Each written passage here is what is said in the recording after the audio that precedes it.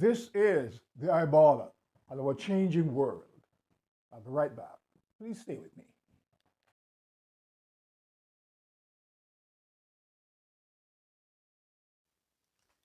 The Caribbean's economic future depends on building climate resilience.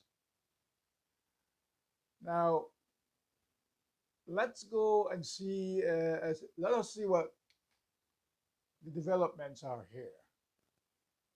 Uniquely vulnerable to extreme weather, island nations are seeking funding for projects to drive development while boosting resilience.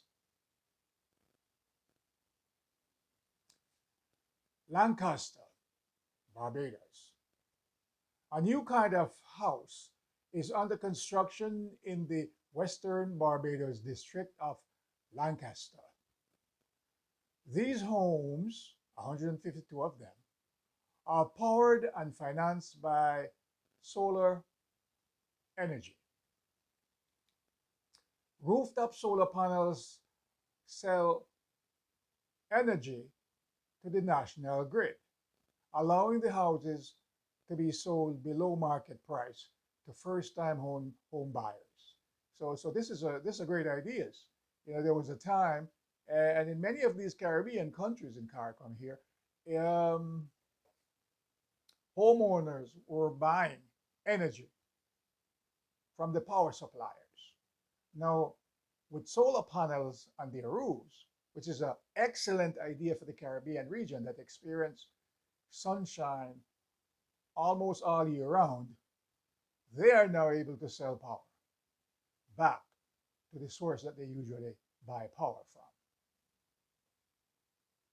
Rooftop solar panels sell energy to the national grid, allowing the houses to be sold below market price to first-time home buyers.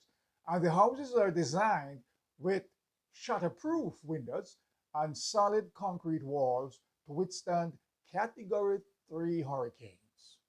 It's been a successful project. So the next step is to build more, as many as 5,000.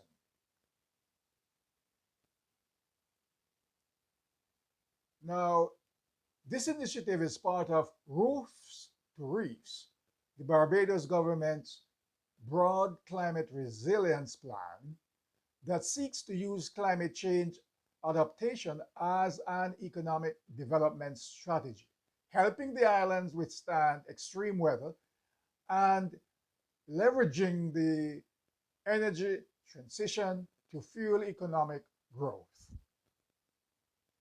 Quote, building our climate resilience is key because it will allow us to reduce the impact and recover more quickly from a climate event, close quote, said Roofs to Reefs director Ricardo Marshall.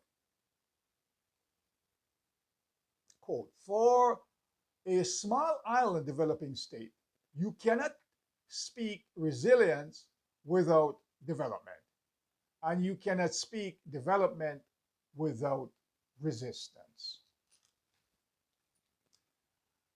Now, I must note here that Caribbean storms have risen dramatically in the Caribbean since the 1970s. Um, 8 countries in the Caribbean basin, recent decades have seen an uptick in extreme weather events. And some of those countries in the Caribbean regions are like the Bahamas, for example, Barbados, Belize, Colombia, Costa Rica, Dominican Republic, El Salvador, and Guatemala. Across the Caribbean region, countries are seeking to build climate resilience in the face of increasingly frequent extreme weather events that pose an existential threat to low-lying islands. A top concern for national leaders across the region is financing, how to pay for these much needed projects to drive development and shield societies from the effects of climate change.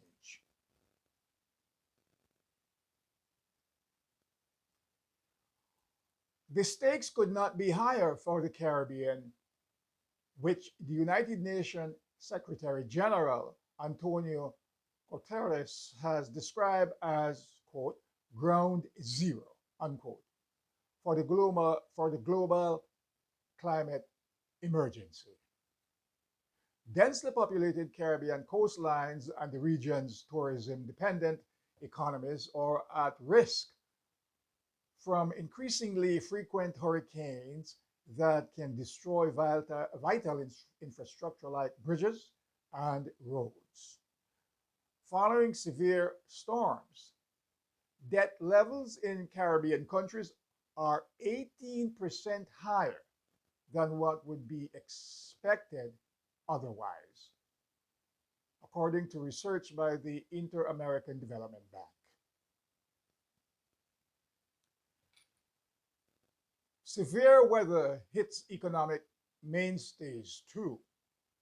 Estimates published by the World Travel and Tourism Council show that the Caribbean had some 826,000 fewer visitors than expected in 2017 when hurricanes Irma and Maria blew through the region, costing the region 11,000 jobs and $293 million in lost GDP. As Caribbean nations have emerged as leaders in international advocacy efforts, demanding that developing countries provide more climate financing and control their own emissions, they are also taking action at home. In Dominica, the government is developing advanced data for risk assessment and disaster response. Grenada has created water management strategies and a disaster management fund as part of its National Climate Action Plan. St. Vincent and the Grenadines is developing climate smart agriculture and fisheries practices and strengthening preparedness and response capacity to climate events.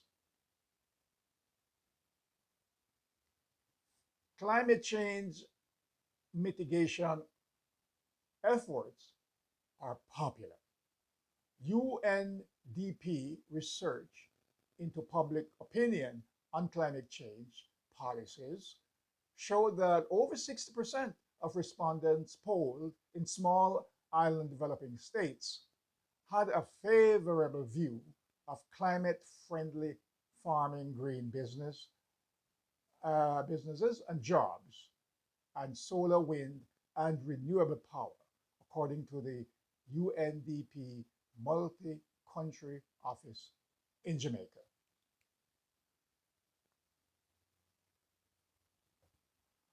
The task of building a climate resilience Caribbean is also a task of improving social conditions in a highly unequal region.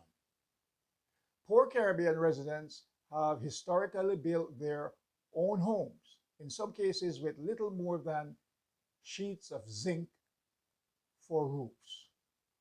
Few homes are built with roofs angled at a sufficient pitch to prevent them from being pulled away by gale force winds. Building codes are sometimes ignored. The damage caused by Hurricane Irma in Barbuda was significantly amplified by the lack of enforcement of building codes, according to one disaster management official. 6 Caribbean countries would need to invest $1.8 billion to replace substandard housing, according to a CARICOM analyst at a 2016 IADB report. Financing question. Financing continues to be the biggest challenge. The Caribbean will need an adaptation investment of more than $100 billion, equal to about one third of its annual economic output. But Caribbean countries have only been approved for about $800 million from climate funds, according to a 2023 IMF report. Countries in the region are increasingly looking to the private sector for funding through debt for nature swaps that finance existing bonds and use the resulting savings for climate related investments. Quote, they think that we have a lot in the region is debt. So looking at ways to restructure debt that help to conserve or adapt is a really key opportunity for us, close quote, said Raquel Moses, CEO of the Caribbean Climate Smart Accelerator, a nonprofit organization aiding the Caribbean with investment for climate action and sustainable development.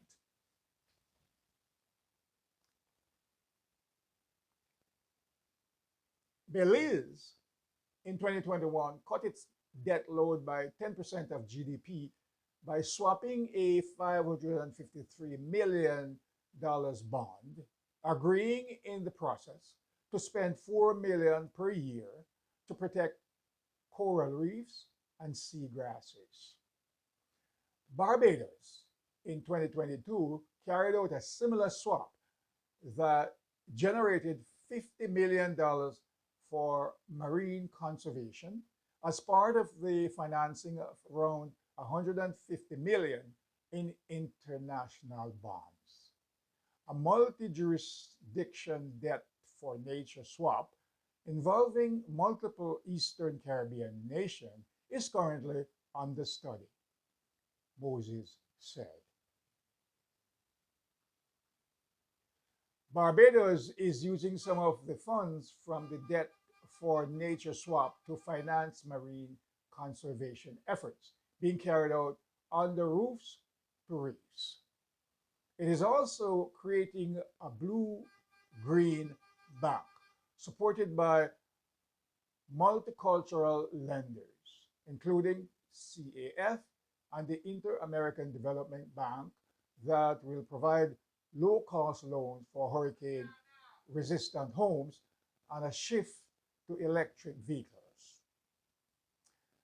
New homes are now required to be built to resist extreme weather.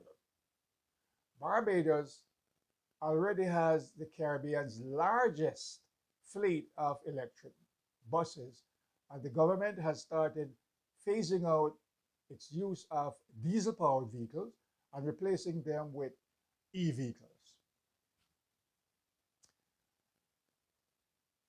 In Hollytown on Barbados' west coast, a small town famous for its white sand beaches, Roof to Reefs crews have created coastal protection barriers and installed a drainage system in response to years of flooding. During one of those floods, quote, my son almost floated away in a car, close quote, said Jeffrey Jones, 64, a computer technician who lives in Holy Town. But these days, he told the American Quarterly, things are going smoothly. I think it's really a great idea, wonderful plans that some of these Caribbean countries are going solar. You know, for most of the year in these Caribbean countries, they experience sunshine.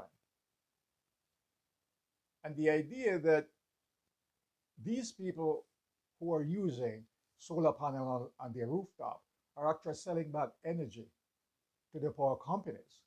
These are awesome ideas. They're saving a lot of money, you know, saving a lot of money because electricity cost is very, very expensive. Using electric vehicles, on the other hand, is a great idea. I've seen a kind of a documentary on Chinese uh, car makers who are making EV vehicles, whereby you can get up to 300 miles on one battery charge. And some of these Caribbean islands, they're really small islands. A lot of people are not driving 350 miles for the entire week. So EVs is a perfect vehicle for Caribbean countries. In one situation, I saw the Japanese, not the Japanese, but the Chinese, they have a car, an electric car, that is priced at 3,600 United States dollars. And that car can carry 4 people, 5 people. Right? So I think going solar and EV for the Caribbean is a smart idea. So what do you think?